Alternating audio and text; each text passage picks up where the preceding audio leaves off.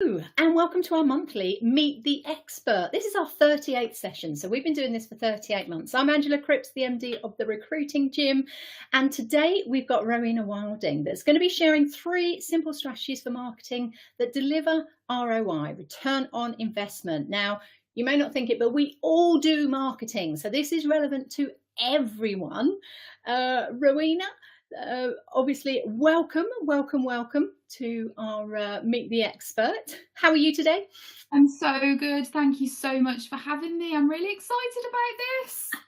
Me too. I saw you speak at the IHR, the In-House Recruiter Expo, late last year, and you were amazing. So I approached you afterwards. And that's how we've ended up here. So just give our people that may not know you a little bit of background about who you are and what you do. Okay, yep. Hi, I am Rowena and I'm a marketing consultant. I absolutely love the recruitment sector. My thing is all about making it easier for recruiters to do their jobs. I think the recruitment sector is full of such creative people, such hardworking people, some of the best people I've ever worked with. And I think you've got so much on your plates already that marketing should just be made as simple and as manageable as possible. And so that's what I'm trying to do. Fantastic. Well, I'm just saying hello to Louise here. Louise actually books the speakers for the recruitment agency expo. So here you go, potential opportunity there as well, because we want to showcase people that have got something to say that could help, and that's why we do these pro bono courses as well. So if you haven't seen Meet the Expert before, there's 38 sessions like this on a myriad of topics from experts in our industry, and feel free to click the button. You can sign up for free and you'll get access to actually 6 courses that we do. Right. That's enough of the intro. Final thing I have to say is thank you to JobAdder, our sponsors, that are able to bring this to you. We really appreciate it. We've got another session this afternoon at 1 o'clock. If you're looking to onboard your new starters, we'll get the link in there in a moment because they're offering 2 hours of free training on that as well that starts today. Enough. Right, over to you, Rowena. I'm going to hand it over to you. I will be here if anything happens. But yeah, you've got 30 minutes to share what you do and the 3 simple strategies for marketing that deliver return on investment.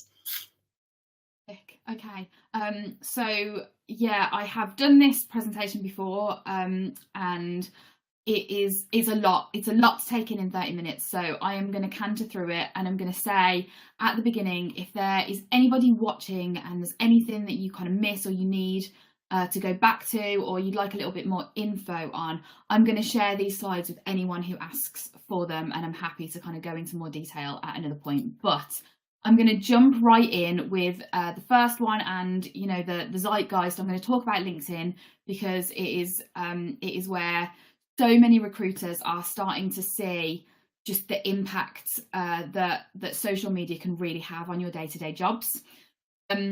Now, here's the thing.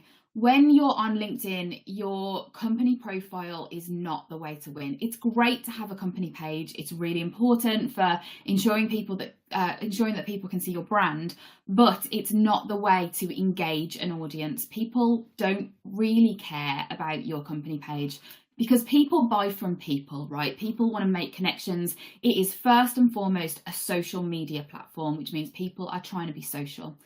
So that means that if you really want LinkedIn to do its job for you, what you need to be doing is helping your team, helping the individuals in your team to build their own personal profile and their own personal brands.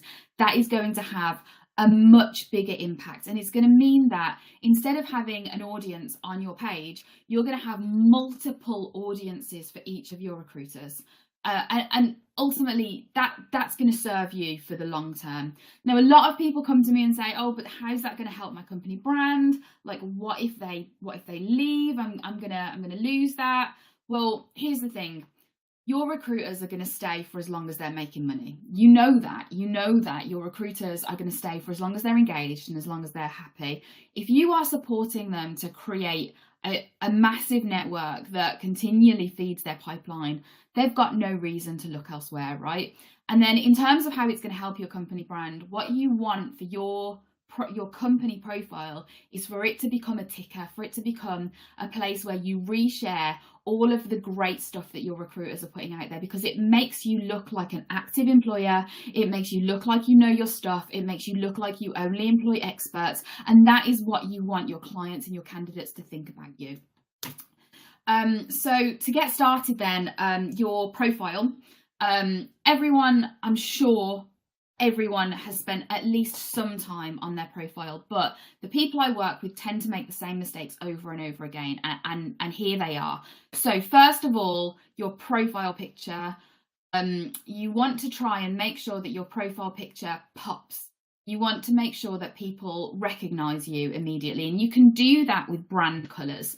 So just using a simple tool like Canva, you can put a photo into a Canva template and take the background away and put a colour on. And what you want is for people to instantly see that colour. And even though there's a different face, they're going to recognise that colour and know that that person works for you. It's a really quick and easy way of spreading your branding out there. Now, the other mistake I see people make all the time is accidentally not setting their profile picture to public. You want your profile picture to be public, because if you're connecting with people, you want to make that you want them to know who you are, and that's kind of the immediate way of doing that. If it's not public, only your first connections will see it. So everybody else on LinkedIn will just see that little blue circle with the little random icon in it. So go in and double check that your profile picture is set to public. Secondly, your banner is prime real estate. It's above the fold. It's the first thing people see when they head to your profile. If your banner isn't being utilized to say not just where you work, but also what you do, you are wasting that space.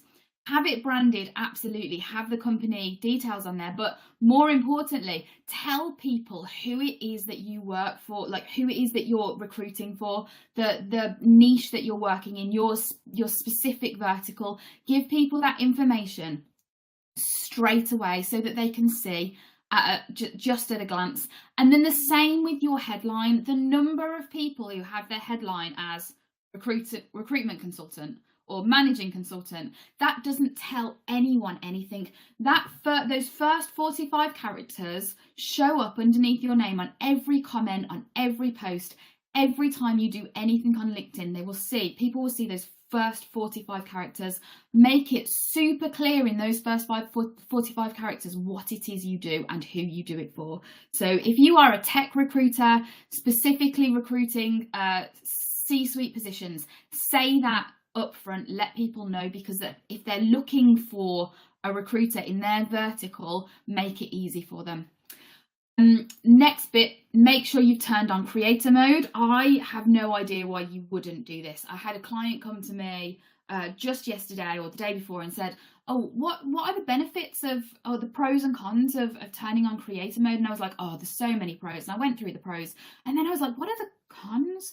I can't think of a single one. I don't know why everyone wouldn't do this, because it gives you an opportunity to widen your audience really, really easily. It adds a follow button on every post that you put out there.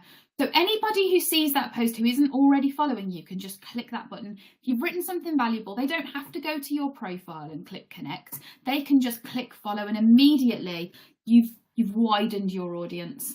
It also gives you this opportunity to put a featured content section on your profile, which you can tailor to be whatever you want. You can put a meeting, like your Calendly link in there, so people could do meetings with you really easily. You can put a brochure for your company on there. You can give away something for free on there. It is an absolutely perfect place to show your value, and that's what your profile needs to be about, over and over and over again, showing your value, giving people things for free. And then the next thing is you can set a link on your profile to make it really easy for people to book meetings with you, or you can use that link to send them to your company website or your company contact page. But it's a really quick and simple way of having people move from just looking at your profile to take action. So that can say, you know, book a free meeting with me. It can say, go and see my website, or get in contact. You know, you've got that option to convert people right at the very top of your profile. And then lastly, your about section. Your about section is not like, it should not read like it's part of your CV. I know there was a time when LinkedIn was like a version of your CV, but that's not the case anymore. Your about section should be there to address client problems. It should be there to say what you do and who you do it for. So start off with your client problems, and then say how you answer those problems. Say what your solution is. Use all of the keywords that they might search for.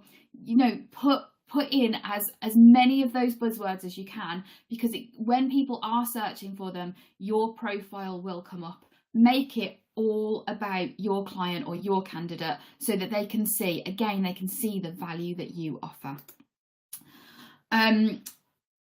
So about your content then, I'm sorry that the fonts have changed slightly. So if these kind of, if these titles look a bit funny, that's our fault, isn't it? As it's formatted it onto the screen, it's made it a little bit shorter and it's moved things. So apologies everyone, but the slides that we'll put in the course will be your slides, Rowena, that will absolutely post. You'll get the real designed thing, I promise.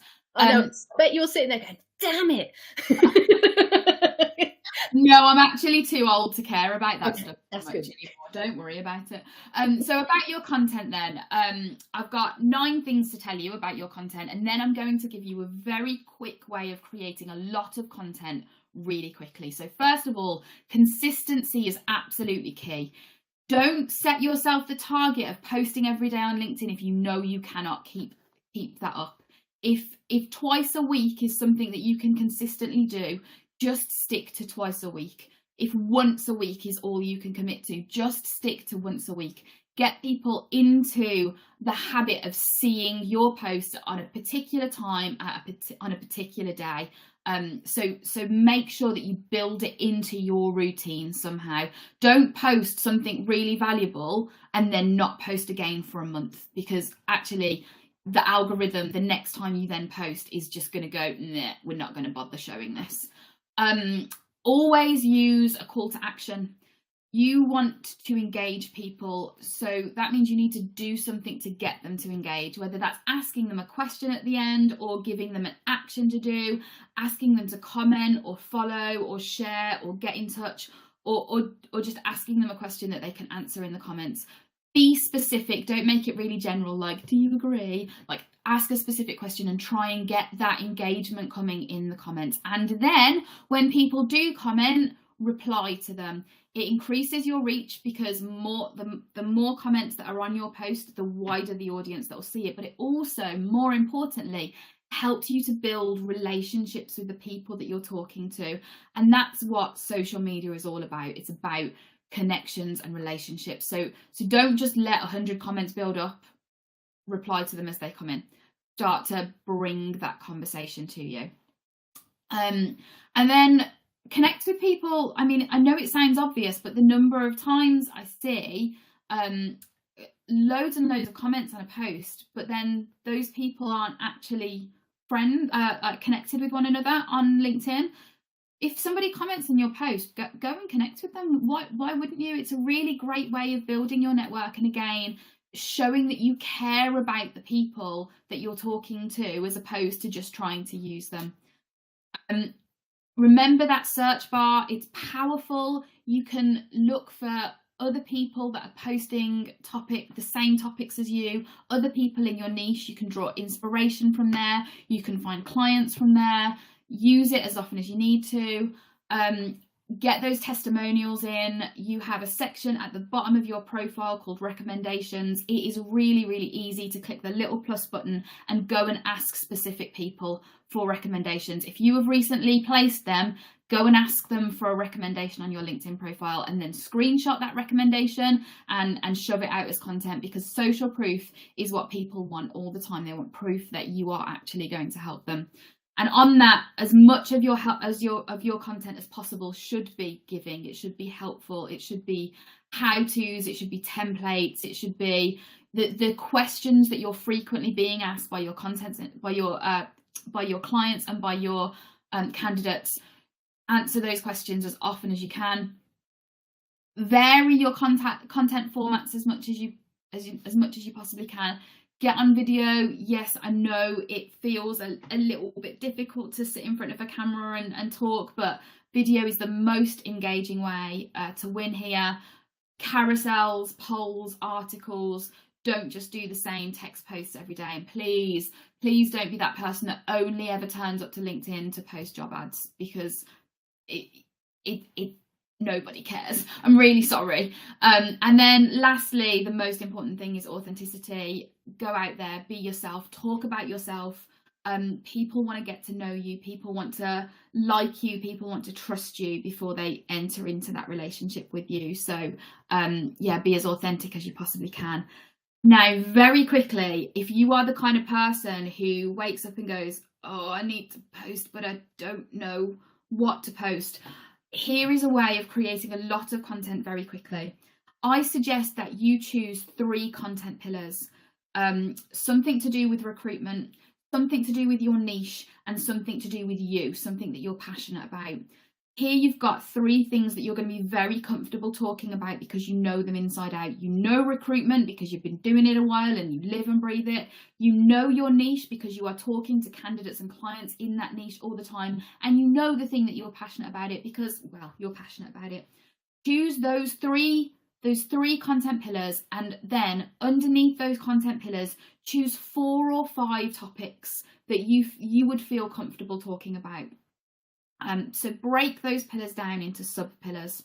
Once you've got those sub-pillars, then think about the types of content that you can create. You can create storytelling content, so stories about your experiences. You can create educational content, so those how-tos and those guides and those templates.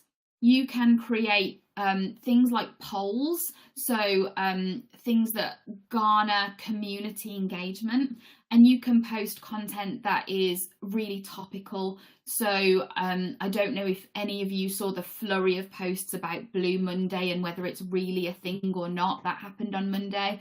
All those awareness days or all those topical things that happen in life, that's another form of content that you can create. So if you look at each of your 5 sub-pillars, you can now create different types of content for each one. You can come up with a different idea for each one.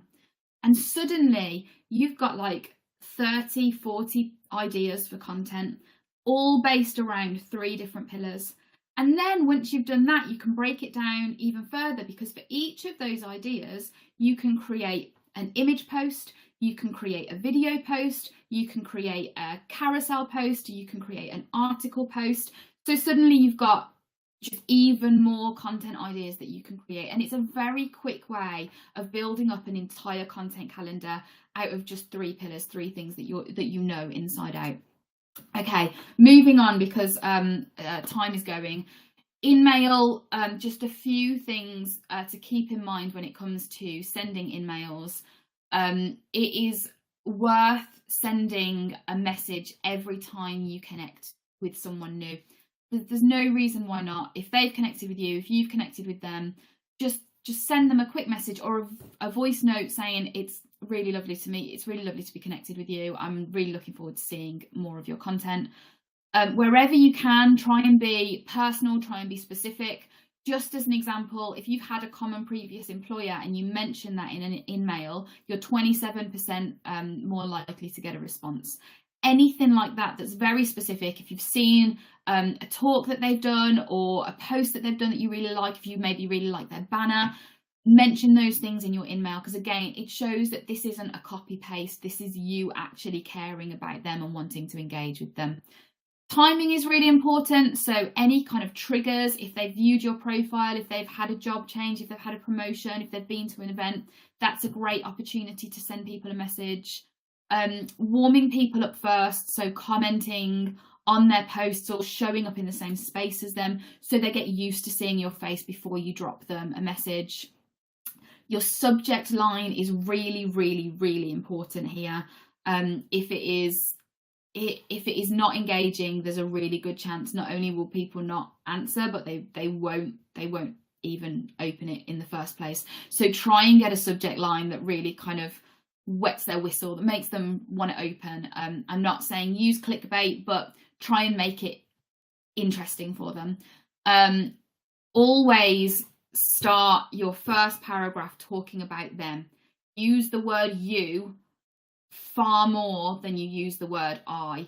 Don't try and sell your services. Like, if you were on a first date with someone, there is no way that you would spend that first date just talking about yourself. Or, I mean, if you did, you probably wouldn't get very far. So try and talk about them as much as you possibly can. Point out their problems, or ask them what their problems are. Try and get them to talk about themselves. And then finally, really importantly, the worst thing you can do is try and get everything into your first message. People are busy. People don't want to read paragraphs of text, just 50 words, no more than 50 words.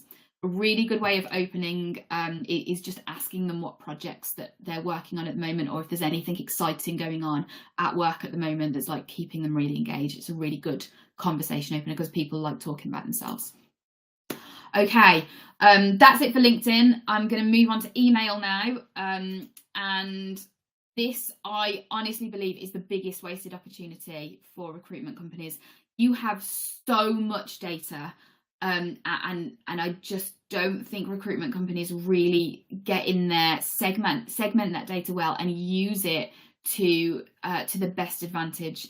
Your email list is a captive audience. You don't rely on the algorithm there to decide what content to serve. You get to choose. But the longer you leave that data sat in your CRM not doing anything, the colder and less accurate it becomes. So it's so important to keep your database clean, and it's so important to keep it current. And the best way to do that is to keep in contact with people with relevant and helpful emails. You can create nurture journeys that keep people engaged for the long term. Now, some tips here. Our inboxes are always full. I don't know about you, but I find myself deleting 20 or 30 email addresses every single day. So if you are going to be emailing people, it's really important that they're going to care about what you say. Don't spam people. Don't send people a bunch of jobs that are going to be completely irrelevant to them. Give them short bursts of helpful content. You have 8 seconds to capture their attention.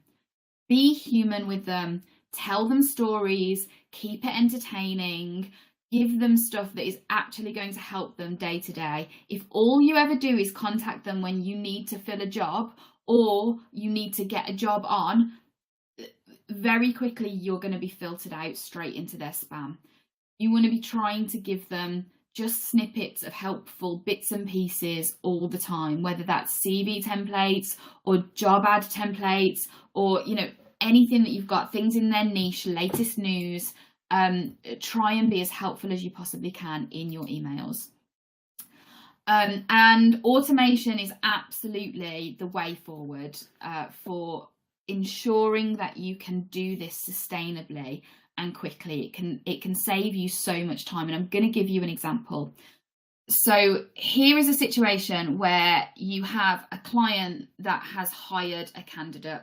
You are in contact with both the candidate and the client, and you can, or your marketing department can build for you an automation that is 2 sides of the same coin. The candidate is placed, and you, in the day after that placement, you can send them a congratulations email. I'm really happy for you. A week later, you can send them top tips for your first day at work. On their start date, you can send them a good luck email. I hope you have a great first day. A week later, you can send them a how's it going email. And a month later, you can get back in touch and say, how's the team? How are things going? Do you need anything? Because there's a very good chance that that candidate at some point can be converted into a client. On the other side of the coin, you've got a client who's just made a hire. The day after, they're going to be really happy because they've filled a role. So send them an email that asks for feedback, that asks for either a testimonial or how did this process go? How can we make it better? A week later, send them an email with a few tips for onboarding. On their start date, send them a reminder that they've got someone starting. Here's some things you can do to make them feel at home. A week later, you can send them an email that says, how's it going? Maybe a review request at that point. Check how this person's settling in. And then a month later, do you need anything else? Is there anyone else in your team that might need some support? Here you go. 2 automations that follow the exact same pattern, and both of them are going to end up either in giving you reviews, giving you feedback, or potentially giving you your next job, and you didn't have to lift a finger because it was all automated. Why would you not do that? So here's some top tips for if you want to make sure those emails really land.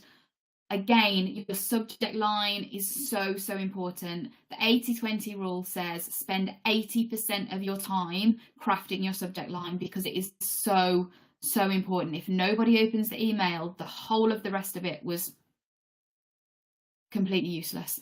So spend more time on your subject line than your content. Your email footers are prime real estate. This is a really good opportunity to get in things like meeting requests or information that you want them to know.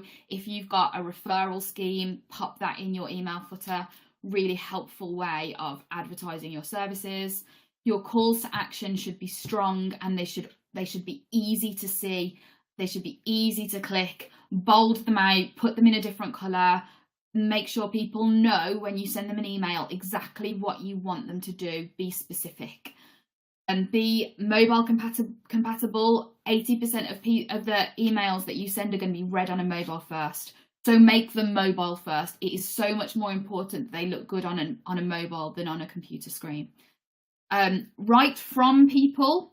Don't put on some kind of professional voice that makes you sound like a robot. Be as human as you possibly can. Once you've written your email, read it out loud. And if it isn't something that you would say, rewrite it so that it sounds like something you would say if they were sat in front of you. And write from people as well, like steal their language. If there are particular terms or phrases that they use, reflect that back in what you say to them, because if you're mirroring them, they are more likely to like you. And that's just a little bit of psychology that's always going to help. When you send an email, make sure that you put your purpose right up front. Add the value and make it skim readable. Don't write an email where they have to read every single word to understand what it is you want from them. Be as clear as you possibly can right at the very beginning. And then timing when you send your email is as important as what you send. If you want to get in there at the top of their inbox, send it at 8 o'clock in the morning so that it lands just as they're arriving at their desk. And I cannot stress this one enough. Proofread and test, and then test again, and then test again. Test internally, test externally if you can. Make sure that you have proofread every line and that you know that your deliverability is good, because if you send an email with a spelling mistake, it's going to make you look like a moron, and it's as simple as that. Segmenting is really important. You can get more and more specific. You can get more and more personalized the smaller the group that you send it to. Also, Gmail is now filtering out large bulk sends. So you want to be sending to small groups, not pepper spraying your entire database. And then lastly, measure as much as you possibly can. Measure your click rate, measure your click to open rate, measure the amount of people reading your blog posts, measure everything, because by measuring you can learn and you can improve. And that's what it's all about. We've got 15 minutes left, and I'm going to try and quickly breeze through SEO.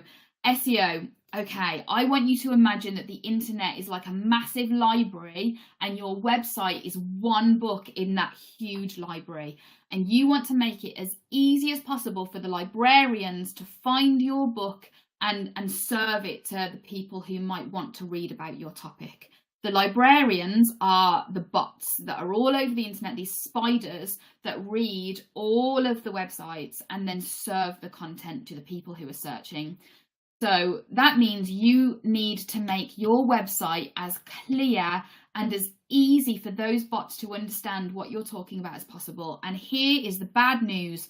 Google do not care that you have a shiny, pretty new website. They don't. They don't care about the design unless it makes it easier for the user. They don't care about how pretty it is. They don't care about your videos. What they care about is great structure and useful content, and they care that you are answering searcher questions. So every single page on your website should be answering a question that your searchers might have.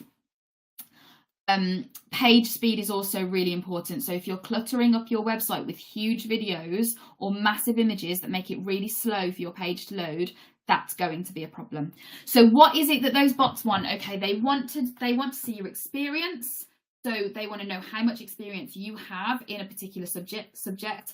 They want to know your expertise. So they genuinely do want to know what kinds of qualifications you have in that subject. So they want to know what you know. They want to know who you are. They want to know that you have authority. So they want to see that you have good, trusted backlinks, that other people view your content as relevant. So they want to know who you know. And then lastly, they want to know that you are trustworthy. So if you haven't got an SSL certificate on your website, Google will not show it. So make sure that you have that security in place and that you are a safe site. Okay, how to build content pillars. This is the way that you are going to get your content seen. And in a similar way to how I just explained creating LinkedIn content, a really good place to start is by deciding on your core topics. So come up with 3 or 4 core content pillars that you are going to talk about. So for example, I've put here fintech recruitment, and then go to a website like answerthepublic.com and research all of the questions that searchers have asked on that topic, because then you have a list of what people are searching for and you can write content that answers those questions directly. You're not guessing anymore. You know that these are the questions people have, and you can create the content that answers those questions. Now, if you want to be really helpful for the bots, create content tables so they can understand what you're offering at the beginning of every page. Add infographics in, because these are the ones with the best backlinks, and they improve web traffic by 12%. And then add links to the author and their credentials, so that people know that those people are important and they know what they're talking about. Add links within pages and add links to other trusted relevant sources. Okay, the devil's in the details. Like I said, link internal pages wherever you can, make those links descriptive. You can read this at another time, and I know I'm running out of time, so these are the details that are important, but I'm not going to read them out right now. I am going to say though, your keywords are really, really important. So research them first, and you can do that at a website called Keywords Everywhere. Don't just throw them willy-nilly onto the page. Think about all of the terms around those keywords that will give them more context. Add keywords to your URL, add keywords to your meta description, add keywords to your titles and your paragraphs. And most importantly, no matter what happens, write your content for the user and not for bots. Do not fall into the trap of trying to game the system, and whatever you do, don't use ChatGPT. You need to be human, you need to be helpful, and you need to write in a way that will connect with your user. Google can tell. Okay, so then very, very lastly, don't forget your local SEO. If you have major towns where you work or that you serve, if you have branches or you have hubs or you have clusters of clients in particular places, create local SEO pages. So hyper-local content, volunteering work you've done in that area, any local events, signposting to other services. It's a really great way to get seen very quickly in your location.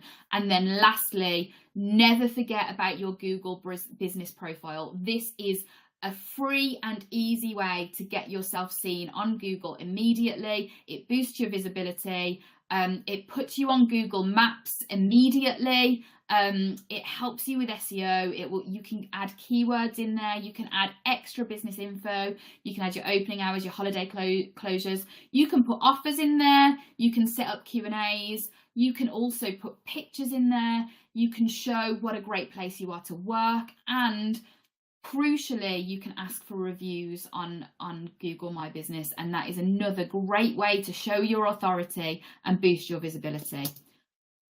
I think that's it. Yes, that's it. That's the end. 10 minutes to spare. I think that's the fastest I've ever gone.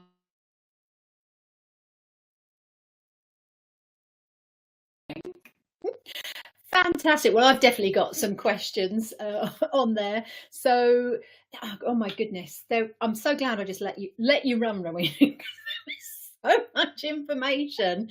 So yes, this will get downloaded. You can come back here and watch it anytime, but the slides, the links that you've mentioned, the information, we'll be adding all of that to the course. So if you want all the extras, click on the green button there to access those, and you've got the other 38 sessions, and there will definitely be some in there that you go, oh, I need to know about that as well. But no, that's a perfect Meet the Expert. Thank you for that. There's been some comments, so let's share those first. If you've got a question, please put it in the chat. So whether you're on LinkedIn Live, I know we've got people over there talking. Amanda Davis over there was like, yes, 100% agree that email is a wasted opportunity. So my question, I only just saw this morning, and I've just forwarded it to Charlotte, around the Gmail issue that's from the 1st of February. So would you mind just elaborating on that? Because there'll be a lot of people like me that are like, what's this? Yeah, so Gmail is incredibly intelligent. It is so much further on with AI than people realise, because they have been using AI for actually decades. And what they have done is they have found a way of knowing if your email is basically bulk send. Right. They are going to filter it. If you are now sending an email that they view as spam, or they view as a bulk send email, they're just going to filter it out. Your user will never see it. So in order to get around this, what you need to start doing is taking your data and segmenting it into very, very small, very, very specific niches. And that way you can talk to people in a really specific and personalized way. The more personalized your email is, the less likely it is to get filtered out. But it means that you can no longer send emails to 10,000 people and expect it to land, or even 5,000 people and expect it to land. You need to be creating really small sends. Okay, so this does impact us, and I'm sure many companies, because we've got around 6,500 of people that have signed up for our newsletter, that have said, yes, we want to be in your marketing database. We get a couple of Russian bots every now and again, not like it used to be before the war. So that's definitely easier to filter out. But we send a different newsletter every week. So over the month, there's either 4 with set topics, or 5 if it's a 5-week month, and that goes out to everyone. So you're now saying how small a group, and would we have to sort of send it out 10 times to 10 different groups to get to those people? What I would say is you are going to be better off looking at your data and trying to find groups of people inside that data. So okay, all of these people are recruiters, all of these people are recruitment bosses, all of these people just work in and around the recruitment space, and segmenting it like that, and altering the content slightly for those different audiences, not a massive amount, but making it more personalized. So what you're not doing anymore is just, hi Rowena, and that's the only personalization in the email. Now what you're doing is actually creating content that is useful to that segment of data. Yeah. Okay. No, not 10 times, but you may want to think about, instead of sending all of your newsletters to everybody, all of your different sends to everybody, breaking them up a little bit and sending this sort of thing to this type of person, this sort of thing to this type of person, and this sort of thing to this type of person. Okay, well, there's a marketing strategy review coming, Charlotte. We do have them all in different groups, so hopefully that's not too big a job. But no, she's saying big job ahead. Looking through all our contacts, bring it on. You might as well stick the newsletter in there now, Charlotte, for people to sign up from the website. So get in there now, so we don't have to sort you out later. It's doing it from there. Like this is a good thing, right? This is good for us and it's good for the user. It's great for the user because it means people aren't getting spammed with stuff that isn't important to them. But it's also good for us because it actually gives us an opportunity to go back to the drawing board and say, are we being helpful? And the more helpful we are and the cleaner our data is, actually the more leads we're going to get, the more leads we're going to generate. If we are sending an email to 10,000 people, the chances that actually it is relevant to 10,000 people are tiny, absolutely tiny, which means for the 9,998 people it's not useful for, you're actually damaging your reputation and your brand. So this can only be a good thing. I know it's a bit of work up front, but ultimately no bad thing. Okay, all right, we'll be taking that on board. I know Louise put something on there I wanted to go back to. Where she's got it here. Oh, featured content, yes. When we were looking at the LinkedIn one, because I loved that when I turned the creator mode on, and I have got one negative, because you said not sure about whether there's a negative or not. And it was the fact that it amazes me still how many recruiters don't know that you can click the ellipsis, the three dots, and still connect with people. So I get people clicking the follow, and then I'll go back and they go, oh, I couldn't follow you, I couldn't connect with you. So I click the follow, and it's like, no, you can. You just got to do that extra click. And of course, people that aren't recruiters that use LinkedIn, again, probably don't use it that much to know. So the options are both there, but that's the only thing I could take off. But I do that once a month. I'll go back, look at all the people that have followed me and see who's still second. Yeah, same. If they're relevant, I'll then connect with them and say thank you for that. Same with our LinkedIn profile. But the featured bit, we did one last week actually. We do weekly training sessions, and LinkedIn is the feature for this quarter for our candidate sourcing. And both Catherine and I, we went to do it, and then we looked at our features and we were like, oh my God. Still got that on there. Yeah, but I mean, look, you've got these brilliant videos that you're creating, and what a great thing to be able to feature at the top of your profile. You know, you're showing how much value that you add to the sector, and I think that's an amazing opportunity. There are loads of recruiters out there sharing hot tips, like really good, valuable stuff, and instead of it getting lost in the feed, they can pin it to the top of their profile, and it can be their featured sections, just showing how valuable they are, just showing just how much better they are at the thing that they do. And you know, right, it's a crowded marketplace, right? It really is. So having that opportunity to differentiate yourself and say, come to my profile because there's going to be regularly updated featured content, that's a win. That's a massive win. Well, I did say in the chat, I'm going to go and put a reminder in, because she was like, I need a monthly reminder. I nearly added you, Louise. I've put Charlotte on there as well. So the last Friday of the month lunchtime is update the featured section. It's already in there while we were talking, and that's fantastic. It's little snippets like that can make all the difference, can't it? So from a marketing point of view then, 2024, for the website, you were like, don't use ChatGPT. It's got to be you, hasn't it? So that's going to be one of the themes. It's make it personal. It can give you ideas, but then go and do it yourself. So there were a few cheers on that bit. So we had Katrina Collier on My Life in Recruitment on Monday morning, and she was very much against ChatGPT. Not surprising. She wrote the Robot-Proof Recruiter. So we are. I'm not anti-AI, I'm really not, and ChatGPT has its place. It's great for research, and it's great for coming up with general sort of layouts for things or the headings, but you don't want to use it for the heavy lifting. Just don't. No, get you started. So probably 25%, 30%. You can help. It can help you with, and then you've got to do the rest, haven't you? That makes it different. So hopefully everyone will embrace that this year. But what one thing then to leave us with would you say from a marketing point of view is going to be a critical thing this year? You know what, I honestly believe that it could be chatbots. And if you'd asked me a year ago, there is absolutely no way I would have said this, because a year ago I was like, not another chatbot. But I am seeing strides being made in the area of chatbots, and I think if you really want to capture candidates quickly and clients quickly, having a high quality chatbot on your website, and have marketing as involved as possible, because you get to write the content that the chatbot learns from. That's really, really important. But there are so many options out there now, things like chat automation or Lido that do these chatbots that sound like a human conversation.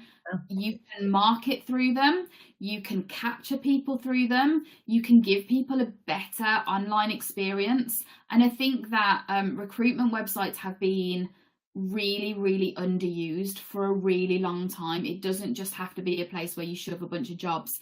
It can be a place where you can build relationships with people. So actually, I suppose what I'm saying is that the word for 2024 is relational marketing. It is about building relationships with people.